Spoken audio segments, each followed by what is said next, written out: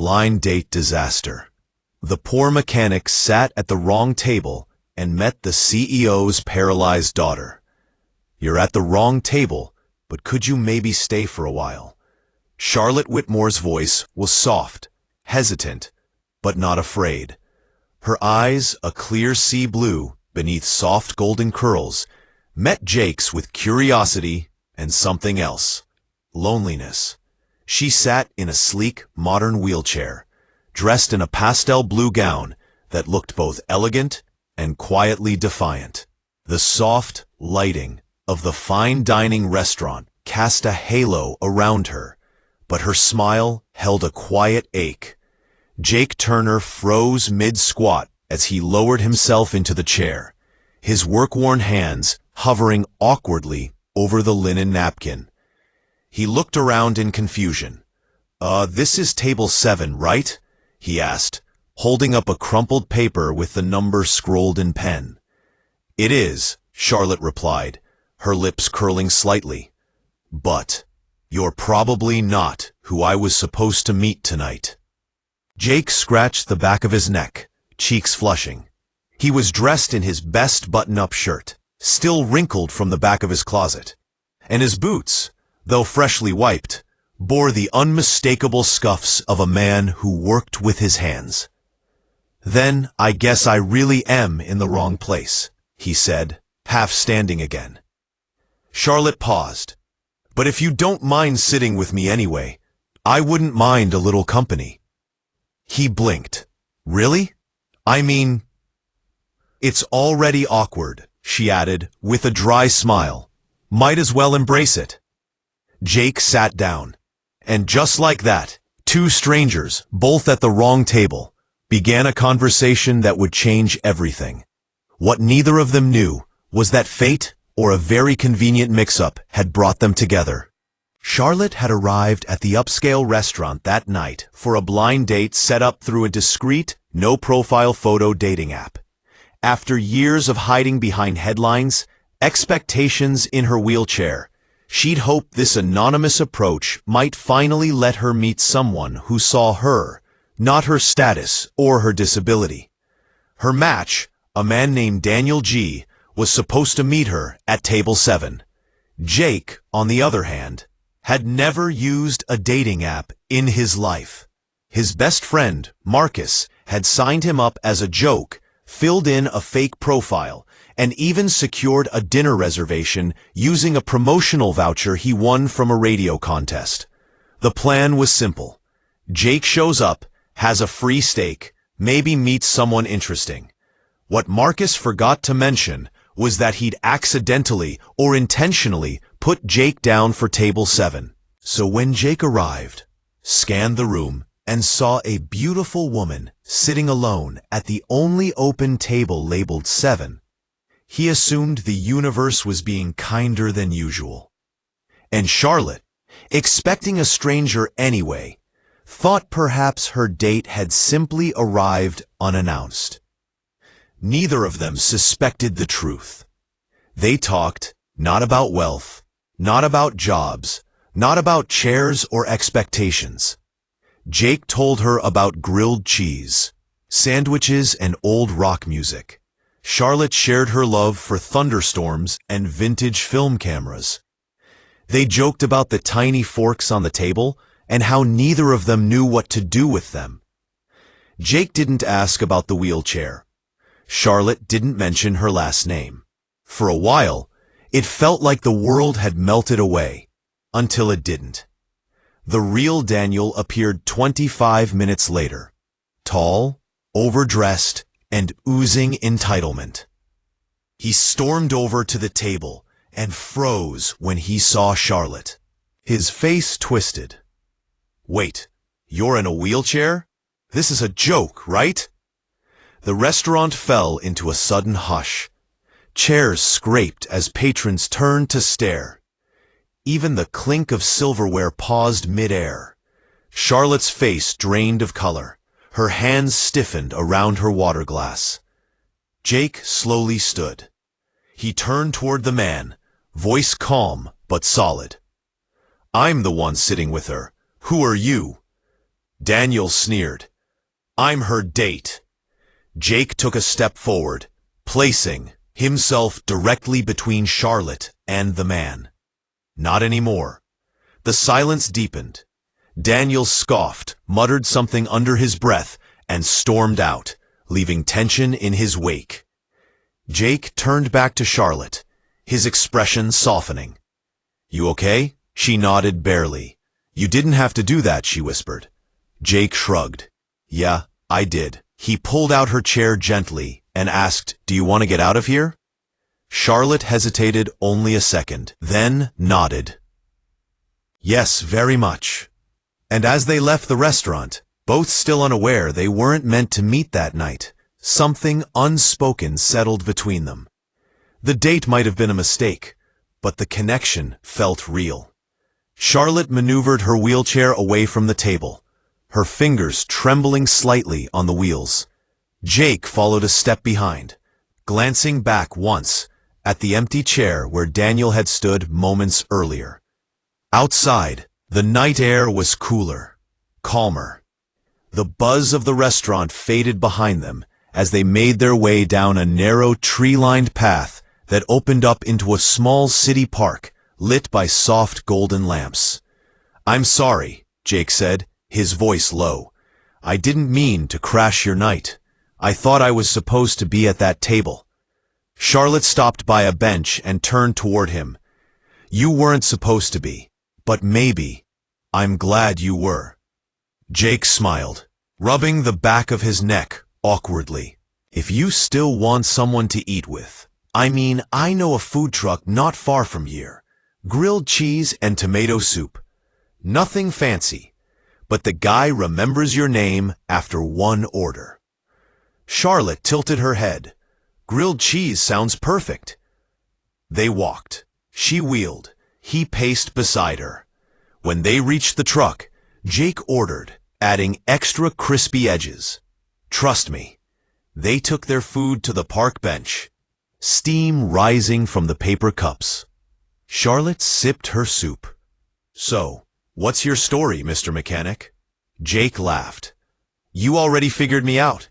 You smell like engine grease and kindness, she teased. I'm a fast learner.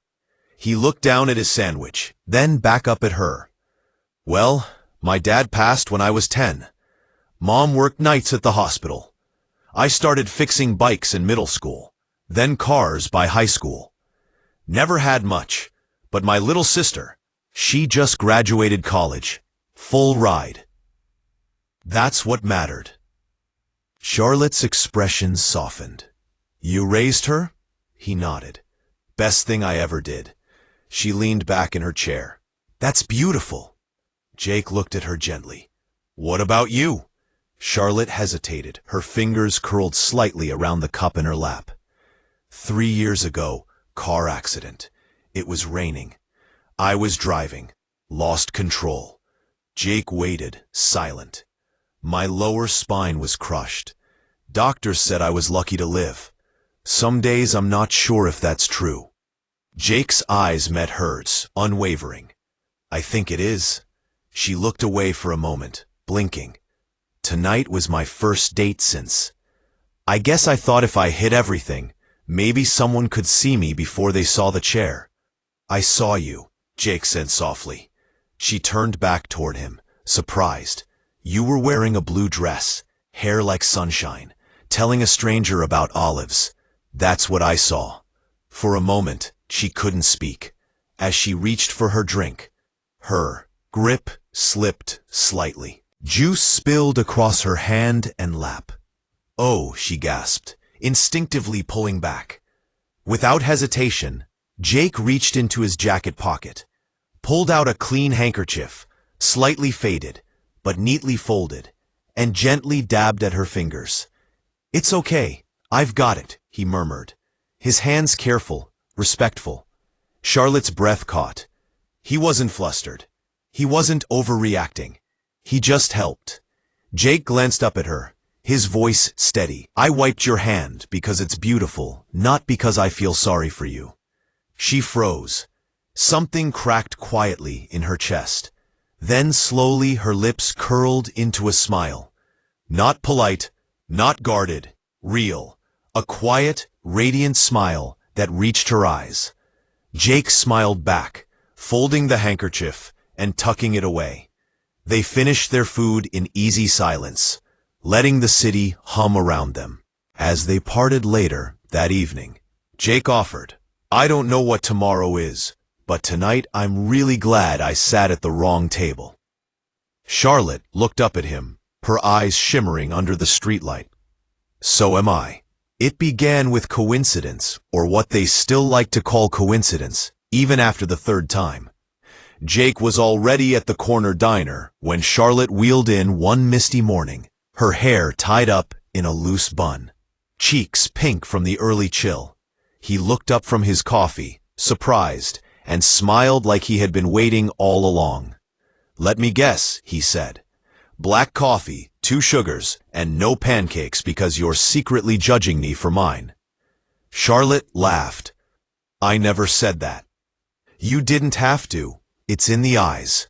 She rolled her eyes and joined him anyway. From that morning on, they accidentally met at the same places. The diner with greasy hash browns.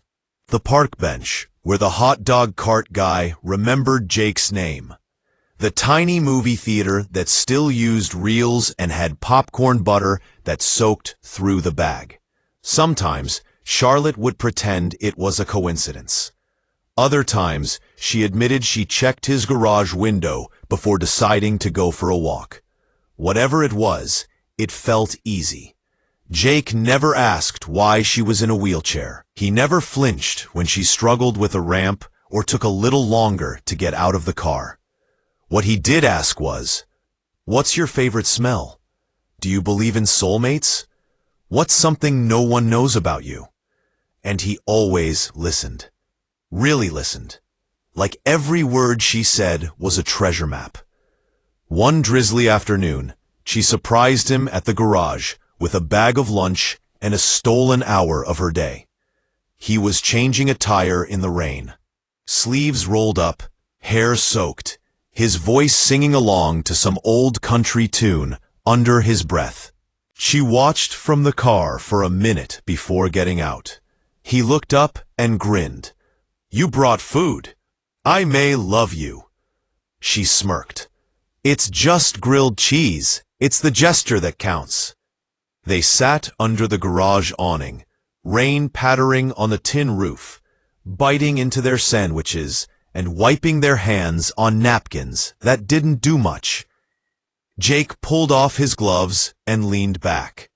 "You know, when I was a kid, I wanted to be an artist." Charlotte raised an eyebrow. "Really?"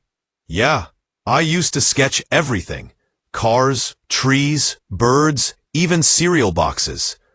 Once I tried to draw my sister while she was crying, and she didn't talk to me for 3 days. She laughed. "Why'd you stop?"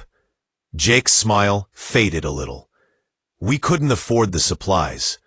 My mom was working nights, and I had to help out more. Eventually, I traded pencils for socket wrenches, kept the lights on, but the dreams kind of dimmed." Charlotte was quiet for a moment, then reached into her tote bag. She pulled out a small sketchbook and flipped to a page. It was him. Jake crouched next to a car, rain pouring over him, muscles tense, expression focused. The light caught on his soaked hair, the strength in his arms, and something soft in the way he worked. "You drew this?" he asked, stunned. She nodded. "I had to. You looked like yourself." Jake stared at the drawing, speechless. "No one's ever drawn me before," he finally said. She shrugged, but her cheeks flushed. "I just wanted you to see how I see you." That night, Charlotte returned home later than usual. Her hands were cold, her body tired, but her heart was wide awake. When she opened her purse to put away her sketchbook, she found a small folded square of paper tucked between the pages. It was a note written in Jake's handwriting. Firm, a little uneven, but unmistakably his. She unfolded it slowly, her breath catching as she read. "I choose your smile over 1,000 steps." Charlotte sat in stunned silence. Then, without meaning to, she began to cry. Not from sadness, but from the kind of deep, overwhelming gratitude that fills your lungs like wind and breaks you open in the most beautiful way. No one had ever said anything like that to her. No one had ever seen past the chair, the whispers, the walls. But Jake had, and somehow, in the smallest, simplest note, he had given her something no one else had. The photo was grainy, but the headline was sharp enough to cut through steel. Heiress caught slumming. Billionaire's daughter seen canoodling with grease monkey mechanic. Charlotte stared at the tabloid on her tablet. The image showed her laughing beside Jake outside his garage, his hand gently resting on the back of her wheelchair. The caption beneath it read, "Love or lust for fortune." Her stomach twisted. She hadn't seen the flash, hadn't noticed the shadow behind the dumpster, but now it was everywhere. News feeds, gossip blogs, whispers behind designer coffee cups. When she stepped into her father's office, the air felt cold, despite the polished oak and warm lighting. William Whitmore didn't look up from the paper. "Close the door," he said curtly. Charlotte obeyed. He lifted the tabloid and held it up like a weapon. "Explain this." She sat straighter in her chair. "There's nothing to explain. I was spending time with someone I care about." "Someone," he repeated bitterly. "A mechanic with no pedigree, no future, who sees you as a payday." Charlotte's eyes narrowed. "Jake isn't like that." Her father stood, voice rising. "You think he's with you for your charm? You're my only child, the public face of this empire, and you've become a joke." "He didn't ask for any of this. He doesn't have to," Whitmore snapped. "Men like him don't ask, they take." Charlotte clenched the arms of her chair. "You don't know him." "I know enough," her father said darkly. "I had him investigated." She froze. "You what?" "I know his financials, his work history, his criminal record." "He doesn't have a record." "Not the point," he growled. "He's nothing. You can't build a future with nothing." Charlotte's voice trembled. "I wasn't aware my future had to be approved like a business merger." Her father's gaze hardened. "You want love? Fine. Find someone who understands your world, who doesn't fix flat tires for a living." She left without another word. Later that evening, she texted Jake to meet at the diner they'd grown to love. The neon lights flickered over vinyl booths and chipped mugs. She arrived early, trying to steady her breathing. Jake entered, wiping his hands on his jeans, smile fading when he saw her expression. "Everything okay?" She forced a smile. "Yeah, just a long day." They ordered the usual. Eggs over easy for him. Tea with lemon for her. Jake noticed her silence. "You're quieter than usual." Charlotte stirred her tea, eyes downcast. "My father found out." Jake leaned back. "And he's not happy." Jake sighed. "Figured as much." She looked up, forcing casualness. "Maybe we should cool things down. Just lay low for a bit." Jake's brows furrowed. "Cool things down? Why did I do something wrong?" "No," she said too quickly. "It's just complicated." Jake studied her, reading every flicker of hesitation. Then softly, "I don't need your father's approval or his money. I don't care about being accepted into any boardroom. I just need to know you're still you." She didn't answer. He leaned forward. "Charlotte, I don't care if the world thinks I'm nobody. I just need to know the person I'm sitting across from is still the girl who smiled at grilled cheese and sketched me like I mattered." She blinked fast, swallowing hard, but her silence spoke louder than tears. Jake leaned back, the hurt in his eyes barely hidden. Right. He stood slowly, placing enough cash to cover both meals on the table. Charlotte opened her mouth, but stopped. He looked at her one last time. I don't need a title, Charlotte. I just need you to still be you. And then he turned. She didn't stop him. Instead, she wheeled herself out the back entrance into the night, where no one could see her heartbreaking. Jake knew they were watching him. It started subtly. Unfamiliar cars parked across from the garage. Strangers pretending to ask for oil changes. A man in a suit lingering near the shop entrance, pretending to check his phone. Then came the visit. A black sedan pulled up after closing. The man who stepped out wasn't large, but carried the weight of authority like a badge. Crisp suit, cold eyes. I represent Mr. Whitmore, he said smoothly, without offering a hand. Jake folded his arms. Of course you do. You've become an inconvenience. Jake said nothing. The man took a step closer. Let me be blunt. Walk away quietly. No more dinners. No more text messages. No more contact with Miss Whitmore. Jake's jaw clenched. Or what? The man smiled, almost kindly. You know how fragile your license is. A small report here, a complaint there. Things happen. Inspections fail. Loans disappear. He slipped a card onto Jake's workbench. Be smart. Then he left. Jake stood there long after the taillights vanished. His hands trembled, not from fear, but from rage, helplessness, and love. He stared at his phone. One missed call from Charlotte. He didn't call back. He couldn't. For her sake. Charlotte stared at her phone like it had betrayed her. 16 missed calls. 17:23. All unanswered. The last time they'd spoken was at the diner. Since then, silence. She texted. Are you okay? Nothing. Please talk to me.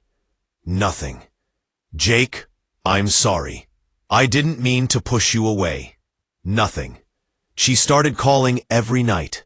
Let it ring to voicemail. Left messages. Her voice broke in the third one. She stopped trying after the seventh. But every morning, her first thought was still the same. Call him. Just try again. One night, after a week of silence, she found a small envelope in her apartment mailbox. No name, just her address written in careful print. She tore it open with shaking fingers. Inside was a single folded piece of paper, and his handwriting so familiar it hurt. I can't walk beside you, Charlotte, but I'll always be just behind you, like a shadow that keeps you standing. This is not goodbye. It's just me keeping you safe, Jake. Her breath caught. She read it again and again. Then the paper slipped from her hand. No. Her scream echoed off the walls. She wheeled backward, knocking over the small table in her hallway. Her sketchpad scattered, pencils clattered across the floor. She slammed her fists into the arms of her chair, eyes blazing with tears. Why, she cried. Why are you doing this? She pushed herself toward the door, flung it open, rolled into the empty hallway, and shouted down the silence. I don't want to be protected. I want you. No answer. Only the faint hum of a vending machine and the sharp sobs breaking from her chest. She wheeled back into her apartment and slammed the door shut. Then she did the only thing she hadn't done since the accident. She let herself fall apart. The rain came without warning. Thick, heavy drops soaked Charlotte's dress as she wheeled herself down the street. Her hair clinging to her cheeks, her breath short, fast. She didn't care. She didn't tell anyone where she was going. she just went. The bridge wasn't far, but every inch of the way felt heavier than it should. Her arms ached, her fingers numb. But she kept pushing because the memory was stronger than the storm. It was her favorite place as a child, the old pedestrian bridge over the river. Her mother used to bring her there on warm evenings. They'd count the boats and throw breadcrumbs to the ducks. It was where her mother had once said, "You'll walk across this bridge on your own one day." That dream died the night of the accident. And now all she wanted was to reach it alone one last time. Charlotte turned onto the ramp, wheels squeaking against the soaked pavement. The rain poured harder, blurring the lights of the city behind her. Thunder rolled somewhere in the distance. She made it halfway across when the front wheel jolted. "Come on," she whispered. The wheel was stuck in a crack between boards. She rocked the chair gently, trying to dislodge it, but it didn't budge. Another tug, nothing, and then headlights. From the far side of the bridge, a delivery truck appeared, moving faster than it should in the downpour. Charlotte waved frantically, screaming, "Stop!" But the driver couldn't see her in the rain. The bridge was narrow, visibility low. She yanked at the wheels again, panic rising in her throat. The truck was too close now, too fast, too late. Suddenly, a shout cut through the storm. "I'm not ready to lose him. You again." A figure burst onto the bridge, sprinting through the rain. Jake. His boots slammed against the wet wood, slipping once, catching himself, eyes locked on hers. Charlotte's lips trembled. Jake. In one motion, he reached her, grabbed the handles of her chair, and yanked with all his strength. The wheel tore loose. He spun the chair out of the truck's path, just as it screamed past, horn blaring. They tumbled to the side, crashing onto the walkway. Jake's arms wrapped around her as they fell, shielding her body with his. The truck vanished into the rain. For a moment, there was only the sound of thunder, her heartbeat and his breath against her ear.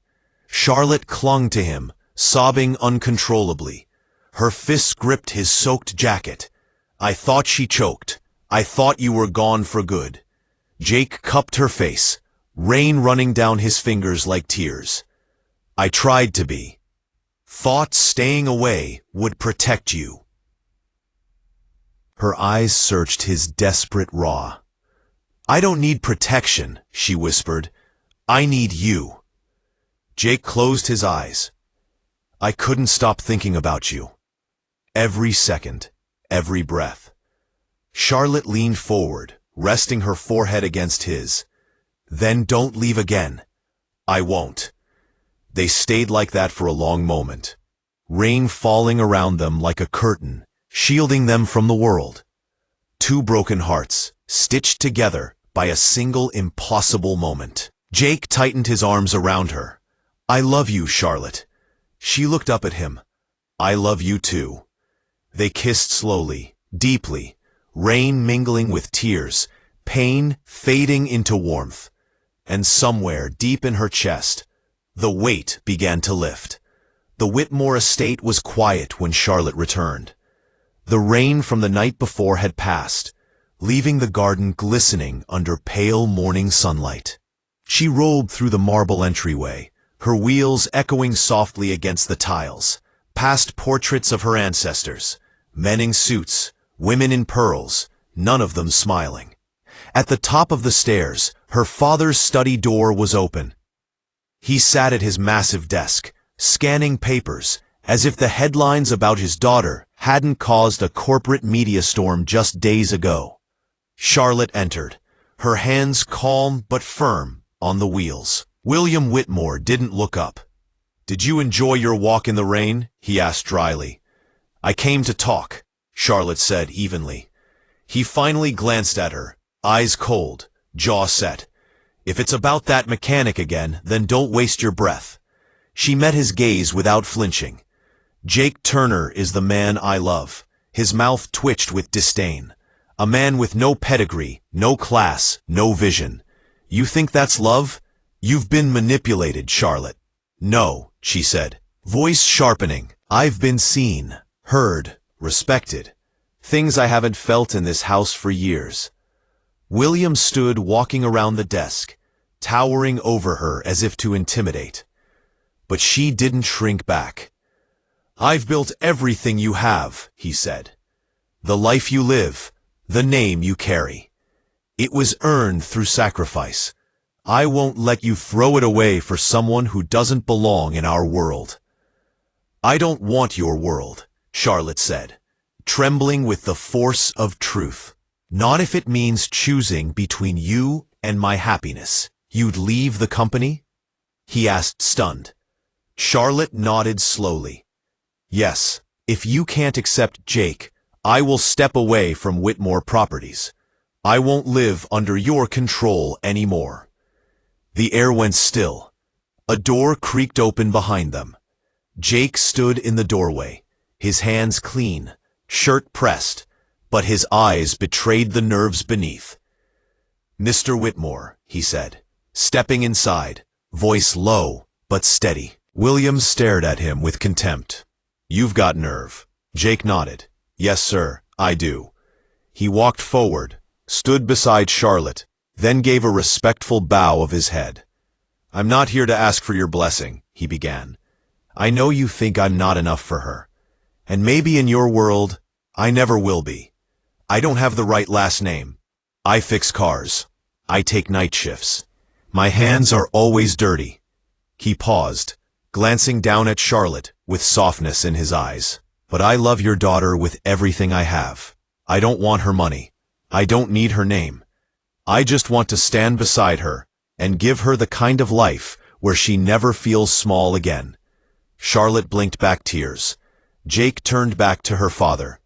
You can dig through my records, threaten my job, send people to tail me, but you can't scare me into leaving her. William's face darkened.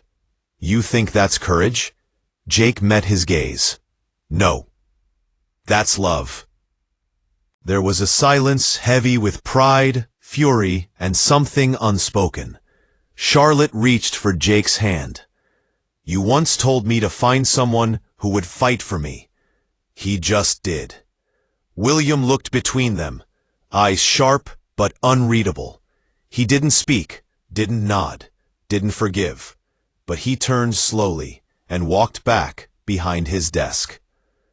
That somehow said enough. Jake squeezed her hand, breath shaky but relieved, as they exited the study together. Charlotte whispered, "You were perfect."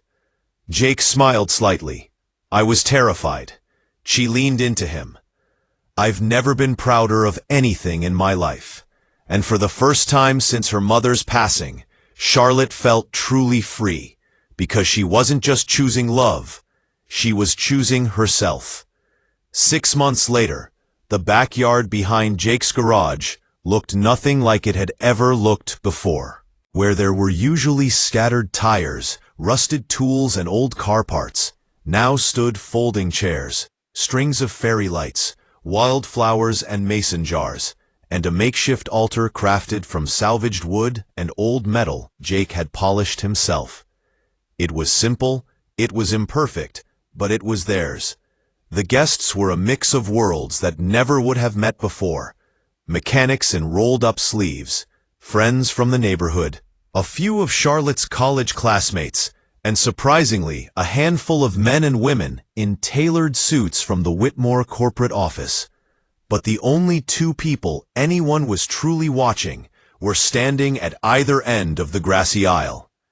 Jake stood beneath the altar, fidgeting nervously, wearing a dark vest over a white shirt, his tie slightly crooked, the way Charlotte always teased him about.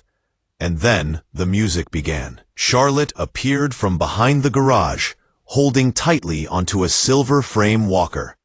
Her dress was elegant, but simple, white satin that shimmered like moonlight. Her golden hair was swept into a soft braid with loose curls framing her glowing face. The guests stood gasping softly. Each step she took was slow, measured, and absolutely deliberate. One foot, then the other. She wasn't carried. She didn't roll. She walked. Jake's eyes filled instantly with tears. When she finally reached him, he took her hand like it was something precious, something never to be taken for granted. "You walked to me," he whispered. Charlotte smiled, breathless and beaming. "I told you I would." They stood before the officiant under the sun and surrounded by people who had doubted, disapproved, or simply hadn't understood. But none of it mattered anymore. Their vows were short, honest. Charlotte promised laughter and partnership. Even on the days when the weight of healing felt too heavy, Jake promised safety, patience, and a hand that would never let go. "I didn't fix your car," he said during his vows, voice cracking, "but I promise to keep holding the pieces of your heart, even when they feel broken." When the kiss came, it wasn't met with polite claps. It was met with wild cheers, loud whistles, and tears. So many tears. As the music resumed and the guests began to move toward the buffet tables, one man remained still. William Whitmore, Charlotte's father, stood just beyond the altar, his suit immaculate, his expression unreadable. Jake noticed him, hesitated, then approached slowly, ready for whatever came next. William looked at his daughter for a long moment, then shifted his gaze to Jake. He didn't say much, just stepped forward, placed a firm hand on Jake's shoulder, and said quietly, "Take care of her, that's all." Jake nodded. "I will always." It wasn't affection, it wasn't approval, but it was enough. Later that evening, long after the chairs had been folded and the leftover cake packed away, Charlotte and Jake stood at the edge of the ocean. They'd driven out to the coast alone, just the two of them. The stars were beginning to appear as the sun dipped below the horizon, casting golden light over the waves. Charlotte stood on the wooden boardwalk, holding Jake's hand. "Are you sure?" he asked gently. She nodded. "I've waited 3 years for this moment." Jake helped her step down, her bare feet slowly touching the cool, soft sand. She gasped. "Just a little. It's real," she whispered. He smiled. "You're standing on your own. First time since." "I know," she said, tears brimming. Together, they walked barefoot, hand in hand, down to where the water kissed the shore. The ocean breeze wrapped around them like a blessing. Charlotte looked out at the horizon, then at the man beside her. "This," she said, "is better than any ballroom or private island." Jake leaned in and whispered, "One step at a time. I've got you." She smiled, and they stayed there, feet in the sand, hearts at peace, knowing that no matter where life led them next, they'd face it together forever. Thank you for watching this heartfelt journey of love, resilience, and healing. Jake and Charlotte's story reminds us that sometimes the wrong table leads us to the right person, and that love, when true, sees beyond circumstances. If this story touched your heart, don't forget to like, share, and subscribe to Kindness and Love Tales for more emotional stories that heal, inspire, and remind us of the power of kindness. Hit the bell so you never miss a tale that could change your day. Because kindness is the richest love story of all.